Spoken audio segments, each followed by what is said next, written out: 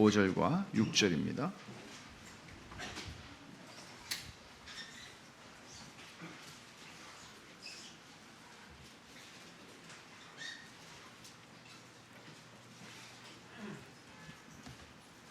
우리 두 절인데 같이 한 목소리로 읽죠. 내가 주께 대하여 귀로 듣기만 하였사오나 이제는 눈으로 주를 배움나이다. 그러므로 내가 스스로 거두어드리고 티끌과 재 가운데에서 회개하나이다. 네.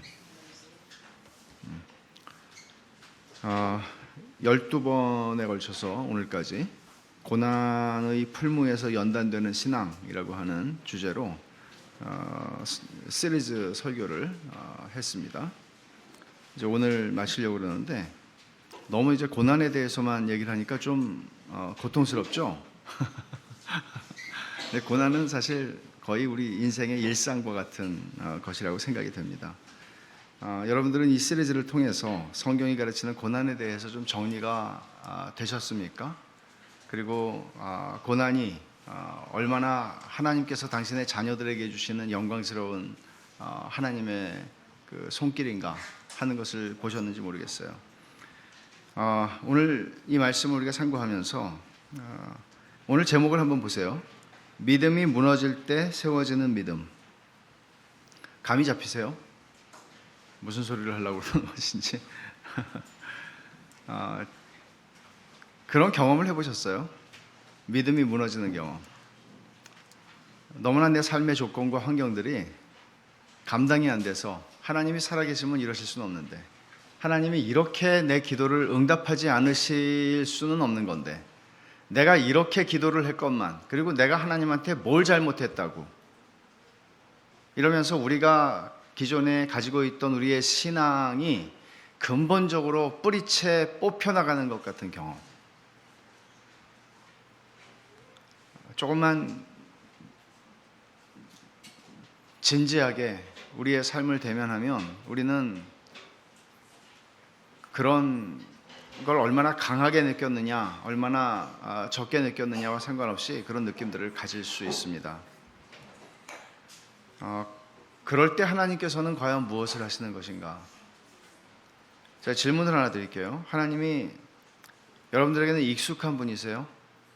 익숙한 분이 되실 수 있나요?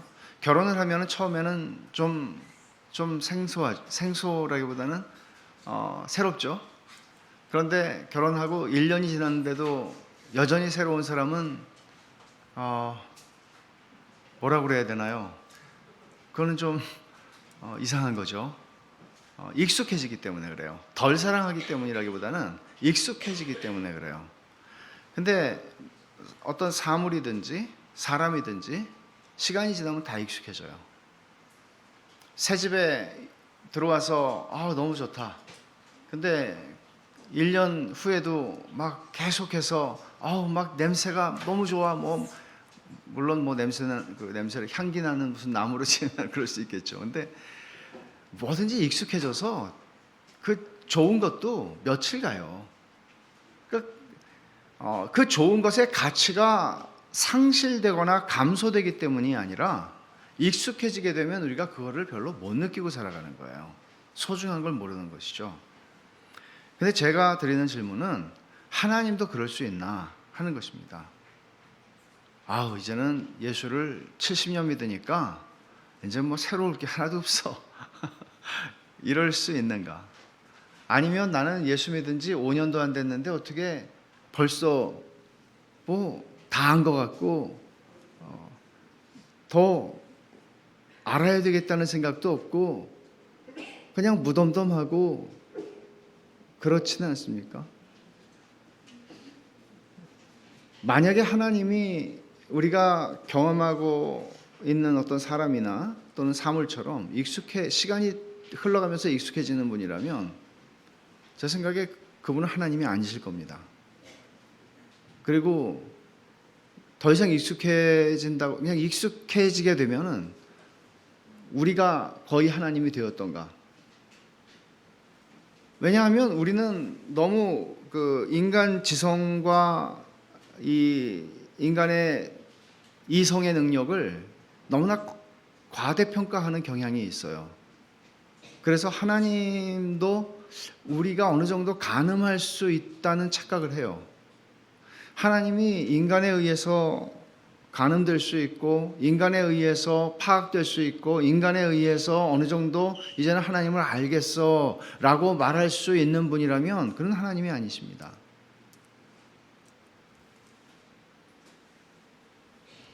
그래서 익숙한 하나님이 되는 것, 또는 어떤 사람은 이렇게 표현해요. 길들여진 하나님이라고. 그러니까 너무나 익숙하고 내가 생각하건대 내가 어느 정도 예상하고 예견할 수 있는 수준에서 하나님이 일하시는 거예요. 사람은 그럴 수 있죠. 사람은 오래 알다 보면 그 사람이 행동하는 패턴이나 그 사람이 생각하는 것이나 이런 것들을 어느 정도 알게 되고, 그러면 놀랍지가 않죠. 처음 보는 사람들이 깜짝 놀래요. 저 사람이 이렇게 했어요. 그러면 뭐 그걸 갖고 놀래. 이런 건 익숙해진 것이죠. 근데 하나님이 우리들에게 과연 익숙해질 수 있는 하나님인가? 하나님께서는 그러니까 사람이기 때문에 사람의 그 본성이라는 거는 익숙해져요. 뭐든지 익숙해져요. 익숙해지지 않는 게 없어요, 세상에. 심지어 하나님도 익숙해진다고요. 근데 하나님도 익숙해지는데 하나님께서는 종종 우리가 그렇게 가는 게 좋은 길이 아니기 때문에, 바른 길이 아니기 때문에 하나님께서는 우리를 놀래키세요. 그게 고난이에요. 하나님이 우리를 놀래키실 때 우리들이 익숙하다고 여겨왔던 하나님에 대해서 깜짝 놀라게 되는 거예요. 우리가 생각하고 있는 하나님에 대한, 내가 생각할 때 하나님 이런 분이시지라고 생각하는 그 환상이 깨지는 거예요. 그게 제가 믿음이 무너질 때라고 하는 말을 쓴 의미예요. 어떤 의미에서 그거는 온전한 믿음은 아니에요. 우리가 그냥 믿고 싶은 대로 믿는 거예요. 내가 이런 하나님이면 좋겠다라고 생각하고 그런 하나님을 믿어요. 일반적으로 처음에 이제 예수님을 믿을 때 막 기도를 하면 막 착착착착 응답이 되고 막 뭔가 말하고 싶고 막 그렇죠. 근데 조금 지나다 보면은 아니 하나님이 대답을 안 하세요. 이럴 수 있어요. 하나님이 응답을 안 하세요. 이럴 수 있어요. 근데 그거 뭐죠? 깜짝 놀라는 거거든요. 아니 하나님이 내가 처음에 예수님을 믿을 때 이렇게 기도만 하면 탁탁탁탁 응답이 됐는데 뭐 취업 문제니 뭐니 다 됐는데 안 돼요. 놀래요. 이런 경험을 우리는 다 한다고요. 이렇게 해서 하나님께서는 익숙해진 하나님에 대한 우리의 환상을 깨트리시고 우리의 인식의 한계 속에, 우리가 얼마나 똑똑해요. 똑똑해봐야 인간이죠. 근데 그 인식의 한계 속에 하나님을 담으려고 하는 그런 무의식적인, 의식적이기까지 하겠습니까마는 무의식적인 그런 우리의 그 어리석은 시도들을 멈추게 하시는 것이죠. 욥의 고난을 생각해 보세요. 그가 오늘 본문에서 이렇게 말합니다. 내가 주께 대하여 귀로 듣기만 하였사오나 이제는 눈으로 주를 배웠나이다. 아니 욥이 하나님을 피상적으로 알았던 사람이라고 생각하세요? 그렇지 않았을 거예요. 욥이 하나님을 깊이 알았을 거예요. 욥이 하나님을 정말 경외하는 사람이었어요. 욥의 신앙을 하나님이 인정하시고 칭찬하실 만한 것이었어요. 욥은 그렇게 피상적이고 가볍고 그저 천박한 그런 신앙을 가진 사람이 아니었습니다. 그런데 욥이 고난을 통과한 후에 하는 그의 고백은 뭔가 하면 내가 전에는 귀로 듣기만 했습니다. 이제는 눈으로 주를 뵙습니다. 깜짝 놀란 겁니다. 깜짝 놀란 거예요. 귀로만 듣다가 이제는 눈으로 보는 하나님을 본 거예요. 그만큼 자기가 하나님을 인식하는 게 그전에는 내가 하나님을 몰랐다고 말해도 될 만큼 내가 하나님을 몰랐습니다. 무지했습니다. 이런 고백을 하는 겁니다. 근데 여기서 중요한 것은 뭔가 하면 이 말을 우리가 그 뒤에 6절에 보면 그러므로 내가 스스로 거두어드리고 티끌과 재 가운데서 회개하나이다 라고 그랬어요.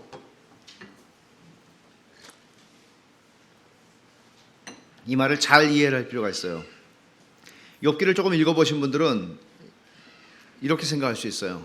욥이 너무나 나대서 너무나 고통스러우니까 하나님한테 막 화를 내고, 사실 욥기가 조용히 읽을 수 있는 책이지만 욥기의 그 정서, 욥기 안에 있는 친구들뿐 아니라 욥이 가지는 정서의 흐름을 가지고 읽어보면 막 소리 지르는 장면들이 나오는 거예요, 사실은. 하나님한테 막 소리 지르는 거예요. 아니, 하나님, 내가 무슨 죄를 져서 이 고난을 당해야 되냐고. 이유라도 좀 알자고. 아니, 정말 나는 잘못한 게 없는 것 같은데, 내 생각에는 하나님이 이 친구들이 나를 지금 계속 네가 잘못했으니까 하나님이 이렇게 너를 치시는 거지 그러는데, 하나님, 모든 세상 앞에서 내가 이 고난을 받을 만한 짓을 하지 않았다는 걸 설명하시고 증명하시고 이유를 대라고 하나님한테 화를 내는 거예요. 근데 이제 그렇게 했던 것들에 대해서 욥이 아이고 잘못했습니다. 근데 이 말을 정말 잘 이해를 해야 되는데, 거두어드리고 티끌과 재 가운데서 회개합니다 라고 하는 말이요. 만약에 욥이 지금까지 하나님한테 했던 태도들, 어떤 이런 말들, 이런 것들 자체가 근본적으로 잘못됐다. 이게 정말 내가 하나님한테 함부로 말했구나. 정말 잘못됐다. 그래서 내가 이걸 회개한다. 그런 얘기로 읽게 되면 그 다음을 읽을 수가 없어요. 그 다음을 한번 보세요. 7절에 여호와께서 욥에게 이 말씀을 하신 후에 여호와께서 대만 사람 엘리바스에게 이르시되 내가 너와 네 두 친구에게 노하나니, 진노한다는 거예요. 이는 너희가 나를 가리켜 말한 것이 내 종 욥의 말같이 옳지 못함이니라. 그런즉 너희는 순양 7을 가지고 내 종 욥에게 가서 너희를 위하여 번제를 드리라. 내 종 욥이 너희를 위하여 기도할 것인즉 내가 그를 기쁘게 받으리니 너희가 우매한 만큼 너희에게 갚지 아니하리라. 이는 너희가 나를 가리켜 말한 것이 내 종 욥의 말같이 옳지 못함이라. 이에 대만 사람 엘리바스와 수아 사람 빌닷과 나아만 사람 소발이 가서 여호와께서 자기들에게 명령하신 대로 행하니라. 여호와께서 욥을 기쁘게 받으셨더라. 말하자면 하나님이 욥을 얘기하실 때 뭐라고 그러세요? 내 종 욥, 내 종 욥 그러죠. 얼마나 친밀함이 느껴져요. 그러니까 하나님이 욥을 인정해 주시는 거예요. 그러니까 욥, 말하자면 우리 생각에는 이런 생각이에요. 만약에 이게 욥이 아유 하나님 잘못했습니다. 내가 너무 하나님을 몰라서 경거망동했습니다. 하나님한테 함부로 소리 지르고 하나님한테 불만을 얘기하고 그냥 주죽은듯이 가만히 있었어야 되는데 제가 잘못했습니다. 이런 얘기를 하는 게 아니라고요. 하나님은 욥을 인정해 주신다고요. 친구들에 대해서는 책망하시고 진노하신다고 그러지만 욥을 인정하세요. 그럼 여러분이 고난 가운데 있을 때, 극심한 고난 가운데 있을 때 하나님이 나를 버리셨나? 하나님이 왜 내 기도를 안 들으시지? 내가 하나님의 아들, 딸이 아닌가? 이런 생각들을 할 만큼 고통스럽고 힘들 때, 그리고 그 고통이 너무나 오래도록 지속되고 끝이 보이지 않을 때, 그럴 때 여러분들은 어떻게 기도하세요? 욥은 하나님한테 막 화를 내던데, 욥은 하나님한테 자기 마음에 있는 것들, 그러니까 우리가 하나님을 대하는 자세가 물론 경외하는 것이어야 하는데, 예를 들면 요즘 아빠들은 좀 다르지만 우리 한 100년 전 아빠를 한번 생각해 봐. 100년 전 아빠가 아니지, 아버지, 아니 아바마마, 아니 그건 임금님이고 아버님 100년 전에 아버님을 한번 생각해 보시죠. 너 어디 아프냐? 괜찮습니다. 죽지 않습니다. 아버지 앞에서 이렇게 자기의 어떤 그 정서를 어떻게 아버지 앞에 얘기를 해요? 자기의 감정을. 그러니까 아버지가 어렵고 이런 그 아버지 앞에서 함부로 할 수 없고, 그죠? 소인 물러가겠습니다. 이렇게 하는 이런 분위기 속에서 우리가 하나님을 대하는 것이 옳은가? 말하자면 하나님 앞에 우리는 최대한의 예의를 갖추고 예절과 이걸 벗어나지 않도록 하나님께 말씀을 드릴 때도 조심조심 말하고 해야 하는가? 그래요. 맞아요. 그러나 또 하나가 있어요. 그건 친밀함이에요. 하나님을 경외한다는 것은 하나님과 친밀한 관계를 배제하지 않아요. 이런 의미에서 우리는 세상의 그 어떤 사람보다도 하나님께 솔직해질 수 있어요. 어떤 점에서 우리는 하나님 정말 나는 너무 화가 나서 견딜 수가 없어요 라는 말을 하나님께 할 수 있어요. 하나님이 왜 나한테 이렇게 하시는지 모르겠어요 라는 말을 하나님께 할 수 있다고요. 여러분들이 힘들 때 할 수 있다고요. 지금 욥은 내가 거두어드리고 회개하나이다 라고 말할 때 그렇게 말한 거를 그렇게 내가 너무 예의가 없이 굴었습니다. 그 얘기를 하는 게 아니에요. 그럼 어떤 얘기를 하는 걸까요? 뭘 회개한다는 얘기를 하는 걸까요? 제가 이거를 한번 제 구상을 해봤어요. 이런 식으로 한 말일 거라고.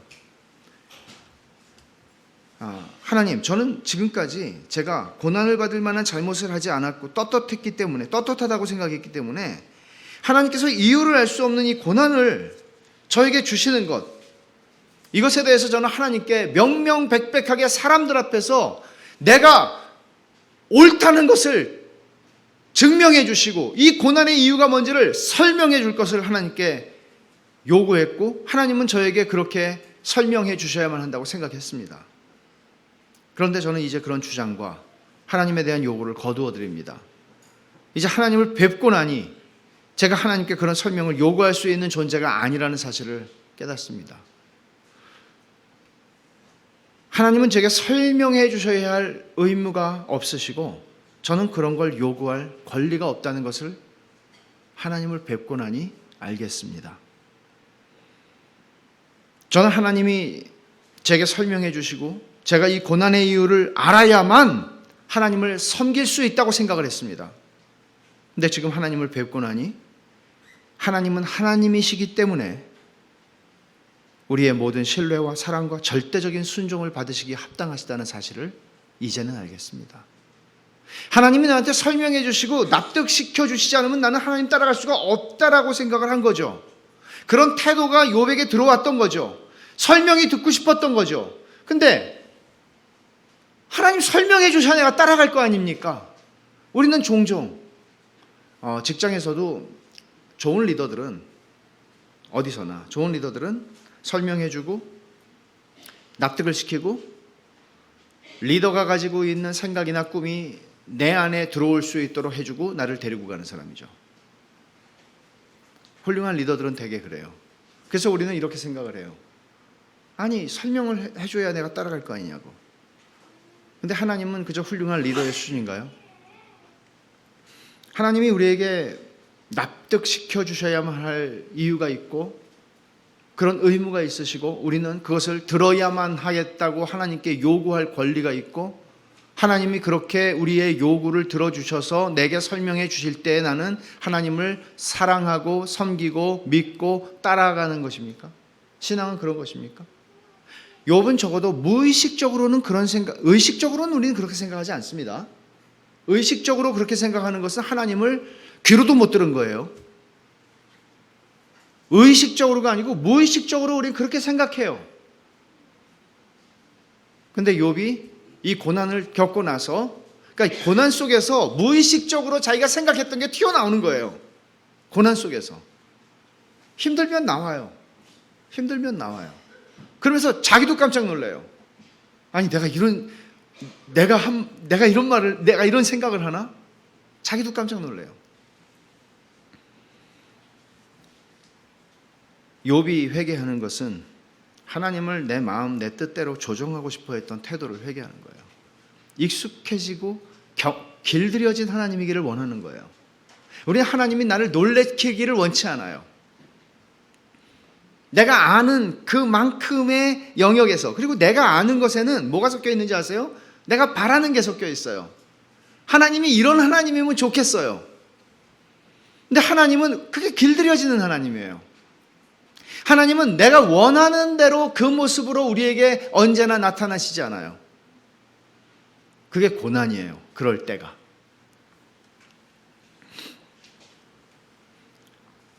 하나님을 하나님으로 인식하고 하나님을 하나님의 자리에 모시는 것이 우리 신앙의 싸움이에요. 평생에. 자신 안에 하나님을 조종하려는 마음, 길들여져 있고 익숙한 하나님으로 편하게 가고 싶다는 태도가 있는 것을 욥이 본 거죠. 그런 게 있었다는 걸 본 거죠. 고난을 통해서. 고난 속에서 자기가 드러내는 태도를 통해서.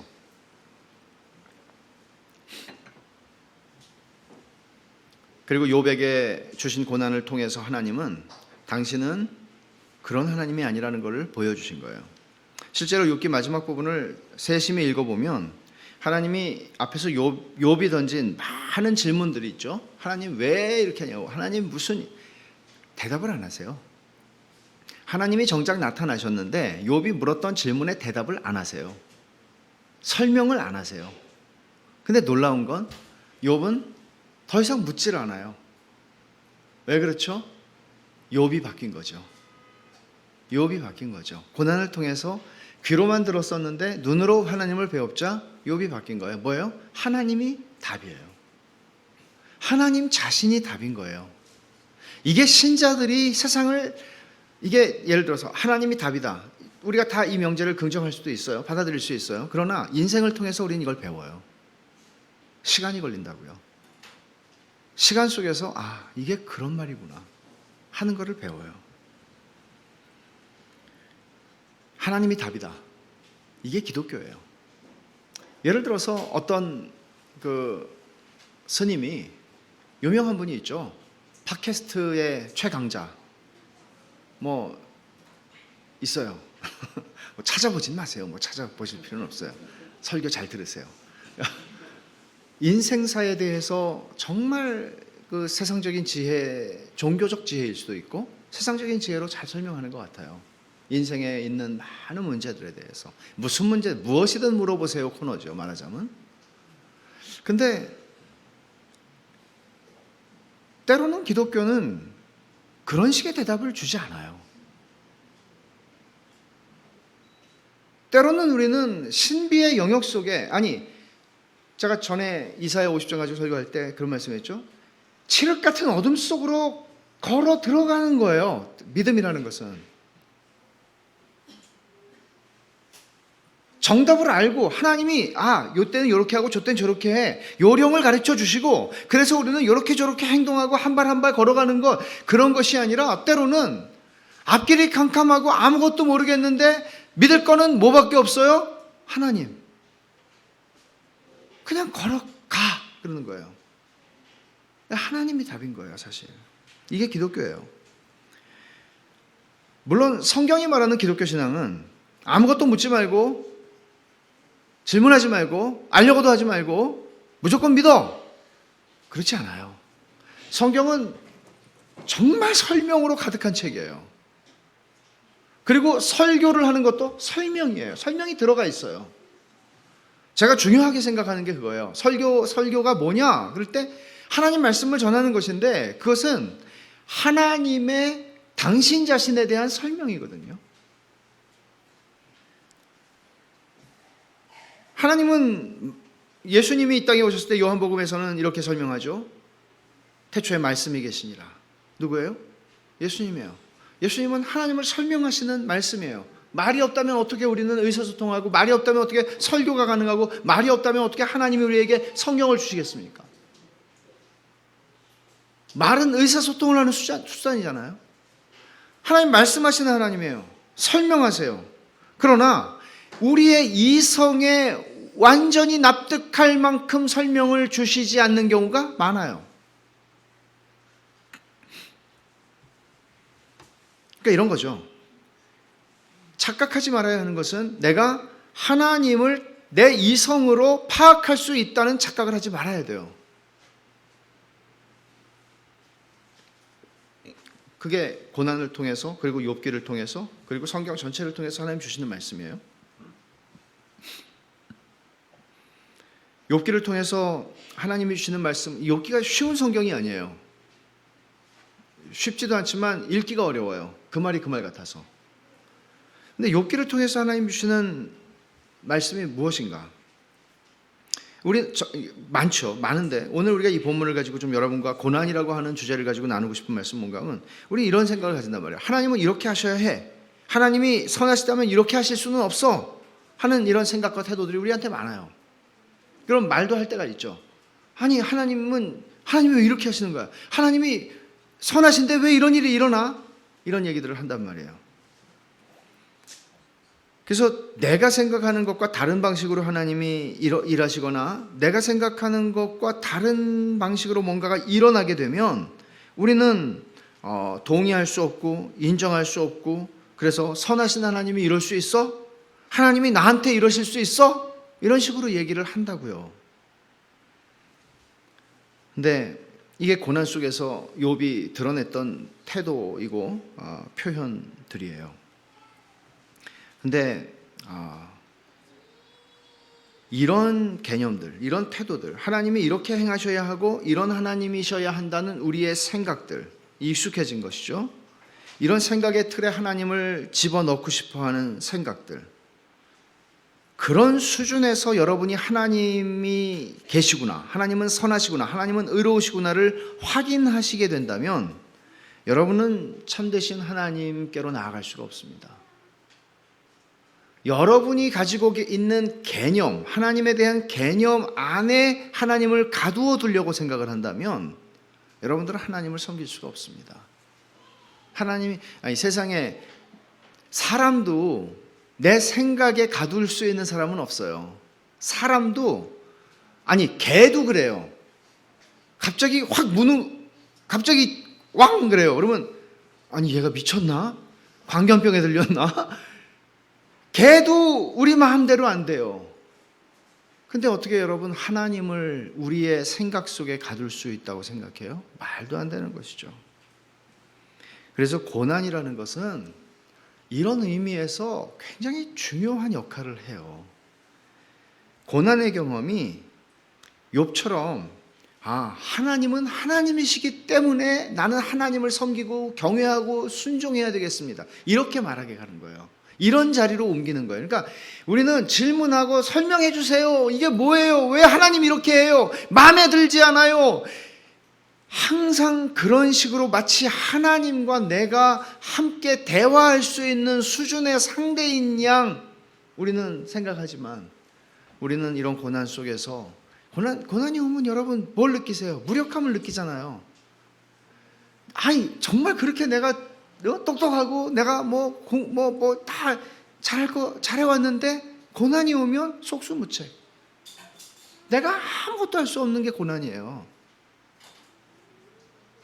내 가진 돈으로 해결할 수 없는 게 고난이고요. 내 지식으로 해결할 수 없는 게 고난이고, 내 온갖 모든 백과 줄을 다 사용해도 해결할 수 없는 게 고난이에요. 그런 고난이 올 때 우리는 무력하다고 느낀다고요. 그런 무력함 속에서 내가 잘난 줄 알고 살았는데 내가 진짜 아무것도 아니구나, 그 생각을 하게 되는 건 고난 속에서예요. 사람은 엔간해서는 보통 때 그렇게 생각 안 합니다. 고난이 올 때 우리는 진짜 자기가 누군지 알고 가난해져요, 마음이. 이렇게 고난 속에서 우리는 익숙해진 하나님이 무너지게 되고, 그 환상이, 길들여진 하나님에 대한 이상이 깨지게 되고, 정말 자유를 가지신 하나님, 주권자이신 하나님, 피조물이 아닌 창조주이신 하나님, 무한하고 불변하고 영원하신 하나님을 비로소 내가 조금 알게 되는 거예요. 소요리문답, 웨스트민스터 소요리문답에서 배운 거, 무한하고 영원하고 불변하신 하나님 다 외웠는데 그걸 알게 되는 거예요. 여러분, 우리 꼬마들이 소요리문답 외우죠? 소요리문답 외우는데 그거 얼마나 알겠어요? 인생을 통해서 이런 식으로 배우게 될 거예요. 깜짝깜짝 놀라면서 배우게 될 거예요. 그러나 제대로 배우면 제대로 배울수록 놀라는 정도는 덜하겠죠. 하나님이 유한하신 줄 알았는데 무한하신 걸 느끼는 것보다, 무한하신 줄 배웠는데 진짜 무한하시구나를 배우는 거하고 다르지 않겠어요? 다르죠. 제대로 배워야 돼요. 그래서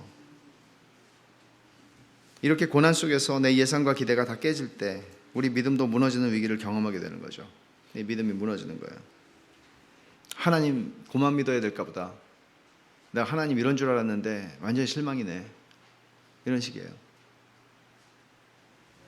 그렇게 가볍게 말하진 않겠지만 뼛속 깊은 고통을 느끼면서, 뼛속 깊이 고통을 느끼면서 하나님이 도대체 왜 나한테 이렇게 하시는가, 감당할 수 없는 고통이 오겠죠. 욥이 고난을 통해서 받은 최고의 축복이 뭘까요? 하나님께 설명을 요구하는 신앙에서 하나님 자신이 답이 되는 신앙으로 옮겨간 거예요. 설명을 요구하는 신앙이었는데 하나님이 답이라는 신앙으로 옮겨간 거예요. 이게 믿음이 무너지고 믿음이 세워지는 축복이에요. 고난을 통해서 이런 것들을 경험해요.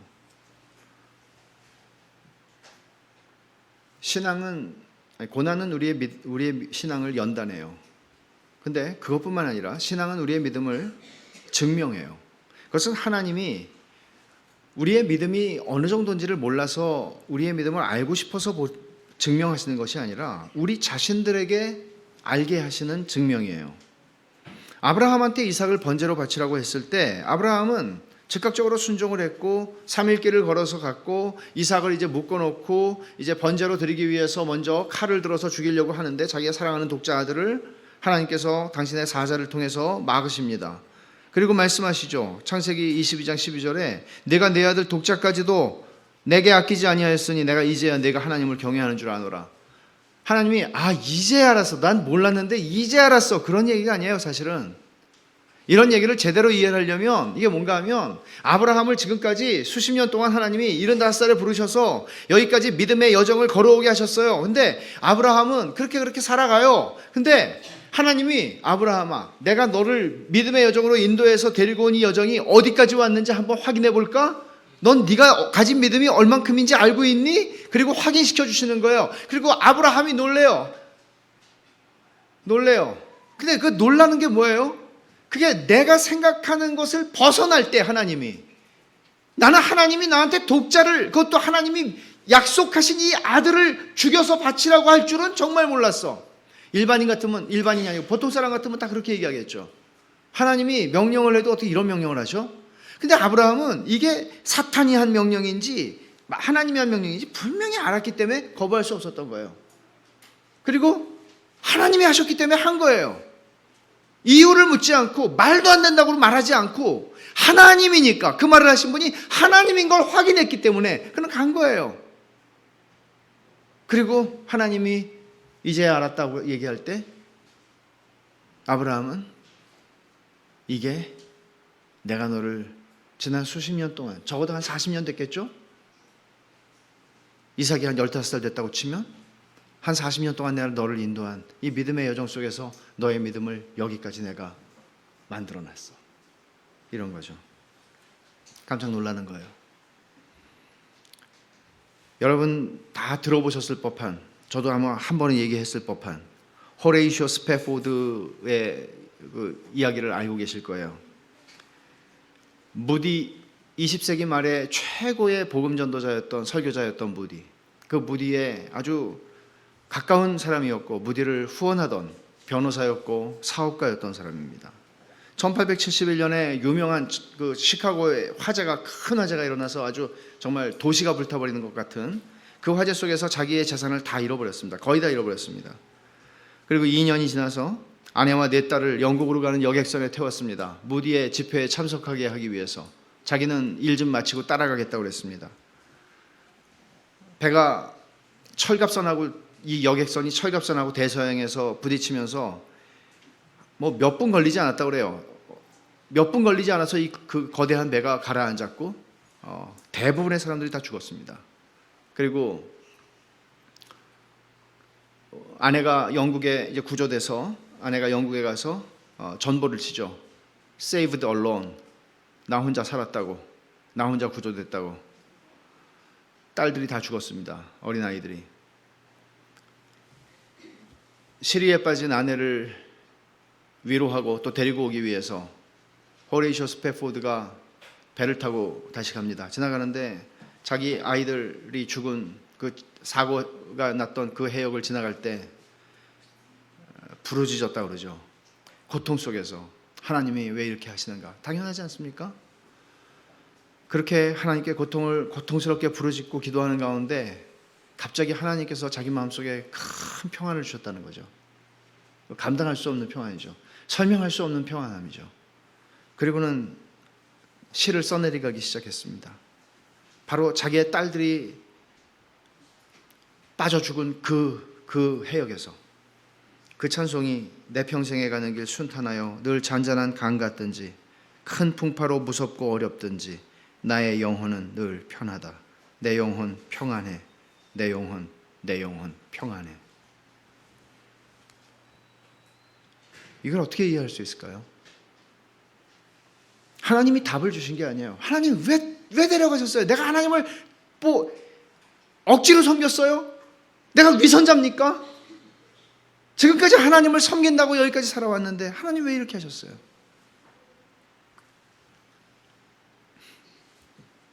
이 스패포드 씨에게 이런 찬송을 쓰게 했고 이런 평안함을 준 게 도대체 이게 어떻게 설명할 수 있습니까? 그러니까 이 찬송 말이죠. 내 평생에 가는 길. 고난 속에서 자기가 예상할 수 있는 익숙한 하나님에 대한 환상이 깨어지는 경험 속에서 고통스럽죠.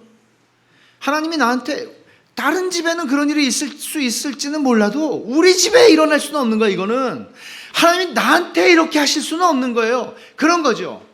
그게 우리에게 익숙한 또는 길들여진 하나님이라고요. 그런데 그 환상이 깨어지는 경험을 통해서 참되신 하나님을 신뢰하는 참된 믿음이 그 안에서 일어나기 시작하는 거예요. 하나님이 그 믿음을 주시기 시작하는 거예요.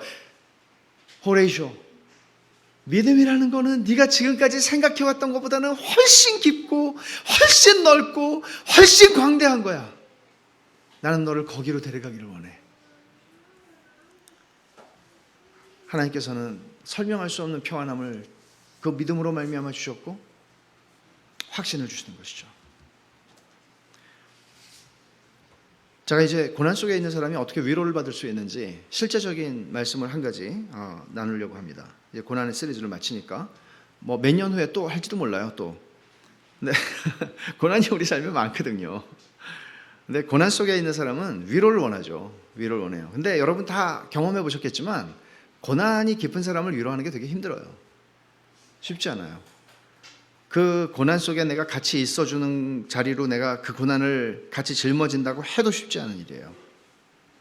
그래서 고난 속에 있는 사람에게 실제적인 조언을 이렇게 해봐 저렇게 해봐 이게 별로 도움이 되질 않죠. 사실 화가 나게 하죠.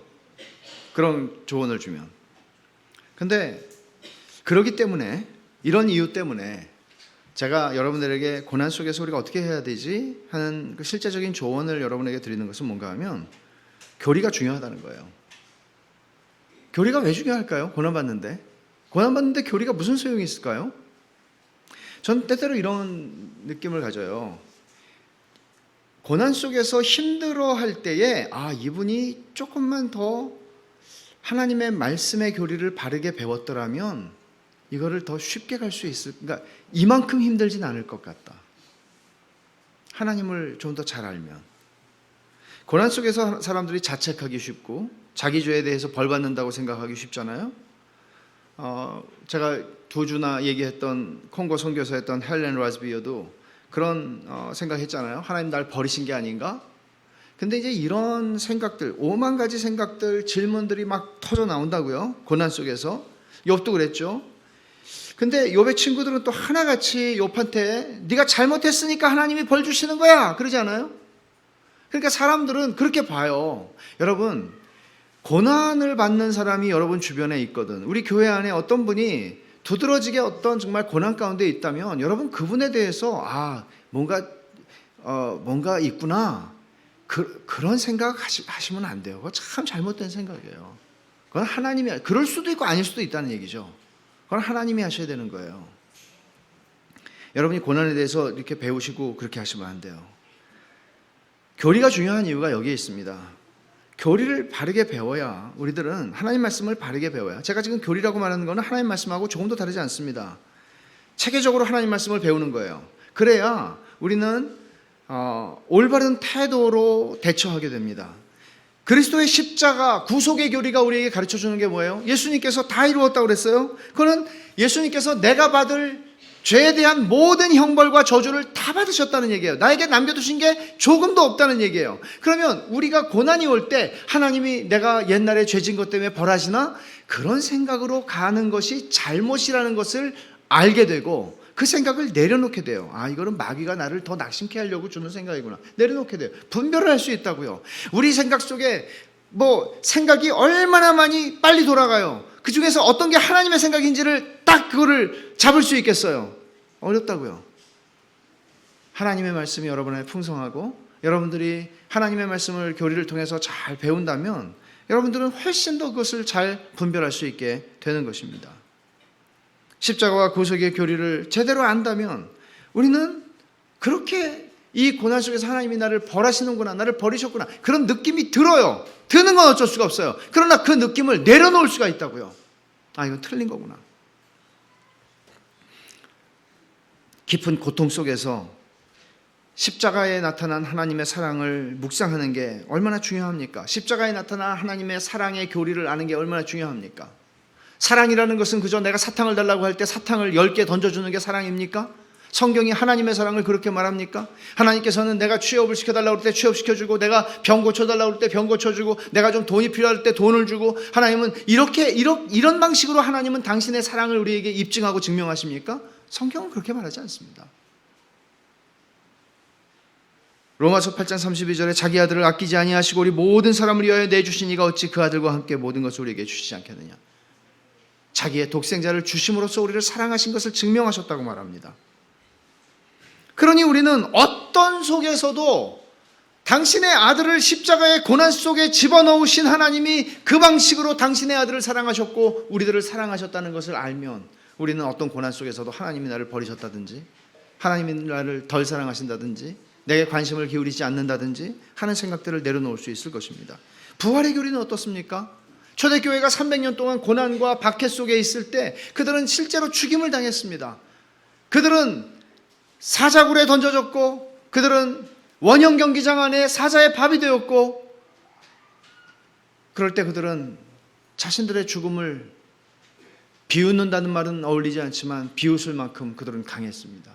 왜냐하면 그들에게는 부활의 교리가 있었기 때문입니다. 부활의 교리가 하나의 교리가 아니라 그것이 자기들의 신앙이고 자기들의 소망이 되었고 위로가 된 것이죠. 죽어도 살리니, 이런 사람을 누가 이길 수 있습니까? 이것이 교리가 아니라, 부활이라는 것이 하나의 교리로가 아니라 그 교리가 진짜 빛을 발하는 게 언제인지 아세요? 고난 속에서요. 여러분들이 우리는 뭐하러 이렇게 매주일 교리를 배우나? 이건 저의 자기 변명이 아닙니다. 오해하지 마십시오. 자기 변명이 아니라 여러분들이 고난 속에 있을 때 배운 교리가 빛날 것입니다. 하나님께서 고난 가운데 있는 당신의 자녀들을 위로하시는 방편인 것이죠. 교리는 사람들이 주는 값싼 위로하고는 차원이 다릅니다. 하나님이 친히 사랑하는 자녀들에게 주시는 위로예요. 이게 교리예요. 제가 아주 좋아하는 미국 작가 중에 엘리자벳 엘리엇이라고 하는 분이 있습니다. 1956년에 에콰도르에 선교사로 가서 순교했던, 29살의 나이로 순교했던 짐 엘리엇의 부인이었습니다. 대학을 졸업하고 선교사로 헌신해서 에콰도르에 가서 거기서 싱글 선교사 둘이 만나서 결혼을 했습니다. 물론 대학 동기예요. 서로 알고 있는 사이예요. 그리고 결혼하고 얼마 지나지 않아서 남편 짐 엘리엇은 친구 4명과 함께 경비행기를 타고, 자기들이 늘 당시에 아우카 부족이라고 하는 접근이 안 되는, 복음으로 들어갈 수가 없는 그런 사람들에게 복음을 전해주고 싶어서 계획을 세우고 경비행기를 타고 들어갔습니다. 그 지역으로. 근데 소식이 두절됐죠. 그리고는 수색대가, 에콰도르 군대 경찰 수색대가 들어갔어요. 결국에는 창에 찔린 채로 5명의 죽음을 발견하게 됩니다. 그거는 미국의 타임즈나 미국의 사진 잡지였던 라이프지나 여기에서 아주 유명하게 그 탑 기사로 썼던, 왜 미국의 젊은이들이 이런 야만인들을 위해서 가서 죽어야 하는가, 비참하게, 그런 식의 논지로 썼죠. 그 엘리자벳 엘리엇의 책에 보면은 물론 남편의 일기도 출간했고 남편의 전기도 썼고 또 그 외에 많은 책들을 썼어요. 근데 그 자기 남편이 그렇게 선교사로 자기들이 나갔다가 남편이 29살에 죽었어요. 엘리자벳은 한 살이 더 많은데 30살 때 남편이 죽었어요. 애기, 조그만 애기, 딸내미 하나 있고, 그리고 또 다른 부인들 4명의 이야기들도 있어요. 근데 이럴 때 여러분 어떤 생각이 들까요? 믿음이 무너지지 않겠습니까? 믿음이 무너지는 거예요. 아니, 이러려고 온 건 아닌데 하는 생각도 할 수 있지 않겠어요? 믿음이 무너지는 거예요. 근데 그런 믿음이 무너지는 것을 통해서 하나님이 그들의 믿음을 진짜 세우시는 거예요. 물론 그와 똑같은 일들을 우리는 겪지는 않아요. 그렇지만 정도의 차이가 있을 뿐 우리의 삶 속에서는 다 우리의 믿음이 무너지는 경험을 한다고요. 그리고 그 믿음이 무너지는 경험 속에서 믿음이 무너질 때 믿음이 세워지는 거예요. 엘리자베트 엘리엇이 남편이 죽은 후에 그 남편의 왼수죠. 그들에게로 그 딸내미 아기를 데리고 들어가요. 그리고는 그 또 한 분이 있어요. 레이첼 세인트라고 하는 그 네이 세인트라고 하는 사람의 같이 죽은 5명 중에 한 사람인데 경비행기 조종사. 이 사람의 누나예요. 그러니까 이 사람의 누나하고 짐 엘리엇의 부인인 엘리자벳이 두 사람이 같이 들어가서 동생의 원수고 남편의 원수들에게 들어가서 그들에게 복음을 전하고 그 부족이 예수를 믿게 되고 이런 굉장히 그 스토리 자체가 감동적인 스토리죠. 근데 엘리자베트 엘리엇이 이런 경험들을 통해서 하나님을 배운 것을 그의 글 속에 책 속에 너무나 잘 담아내요. 이런 글귀가 있어요. 열정과 순결이라고 하는 책에 보면은 이거는 제가 청년들한테는 정말 강추하는 책인데 열정과 순결 이런 말이 있어요. 일관적이고 의심할 수 없는 하나님의 탁월한 관리 능력에 우리의 가장 간절한 목표를 맡기고 그분이 그분의 방법과 시간 안에서 그 일을 그분의 뜻대로 이루어 줄 것이라고 믿는 것이 신앙이다. 조보에 써놨어요. 다시 한번 읽겠습니다. 일관적이고 의심할 수 없는 하나님의 탁월한 관리 능력에 우리의 가장 간절한 목표를 맡기고 그분이 그분의 방법, 그분의 시간 안에서 그 일을 그분의 뜻대로 이루어 주실 것이라고 믿는 것이 신앙이다. 동의하십니까? 동의하기가 쉽지 않습니다. 이게 목표만을 하나님께 드리고 하나님께 맡겨요. 그분의 방법, 그분의 시간, 그분의 뜻대로. 열심과 정성을 다해서 기도하면 하나님이 들어주셔야 한다고 생각했는데 그런 일이 일어나지 않아요. 나는 하나님을 위해서 내 삶을 헌신했는데 하나님은 나를 도와주시기는커녕 내 삶에서 가장 소중한 것을 빼앗아 가세요. 믿음이 무너지는 때죠. 결국 신앙이라고 하는 것은 진짜 신앙, 하나님이 우리 안에 세우시는 신앙은 우리가 원하는 대로 하나님을 만들어내고 하나님을 길들이고 싶고 하나님을 익숙한 하나님으로 만들어내고 싶은 그런 하나님이 아니에요. 그리고 하나님은 치열하게 당신이 누구신지를 우리에게 나타내시고 그리고 그 하나님을 신뢰하는 자리까지 우리를 데리고 가세요. 우리 인생 중에서 고난과 절망의 심연 속에서도 찬송하게 하세요.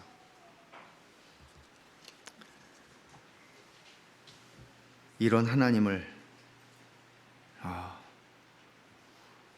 알았으면 좋겠어요. 예수님이 메시아인 줄 알고 따라다녔던 제자들이 예수님이 로마 군인들에게 무력하게 잡히고 고난당하고 십자가에 못 박힐 때 다 떠나갔어요. 왜 그랬을까요? 믿음이 무너졌기 때문입니다.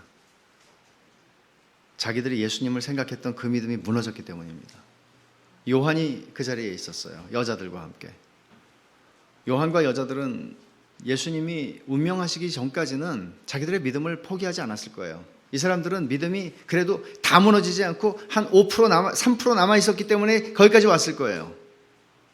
그리고 예수님이 운명하실 때까지는 주님이 언제라도 뛰쳐내려와서 저것들을 다 불살라버리는 그런 기대를 놓지 않았을 거예요.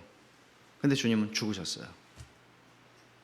고린도후서 13장 4절의 표현을 빌면 그리스도께서는 약하심으로 십자가에 못 박히셨다. 너희가 따르는 예수 그리스도, 너희의 주인, 너희의 왕이신 예수 그리스도는 약하셔서 십자가에서 못 박혀 죽으셨다고 얘기해요. 우리는 다 강하고 싶어요. 우린 다 강하고 싶고 우린 다 잘나고 싶어요.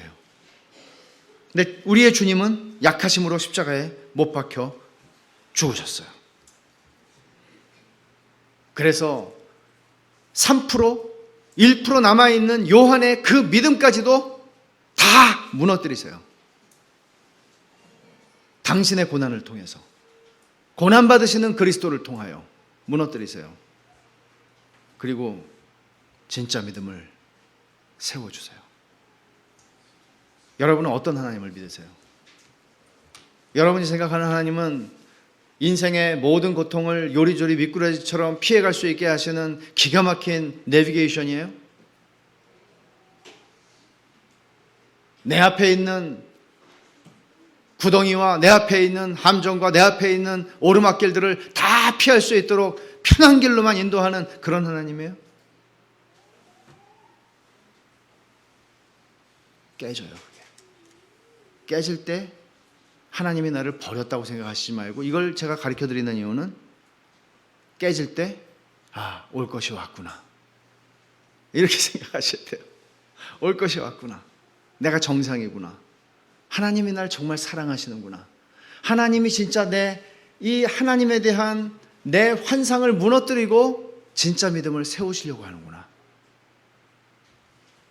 하나님의 사랑하는 자녀마다 하나님은 이렇게 행하세요. 기도하십시다.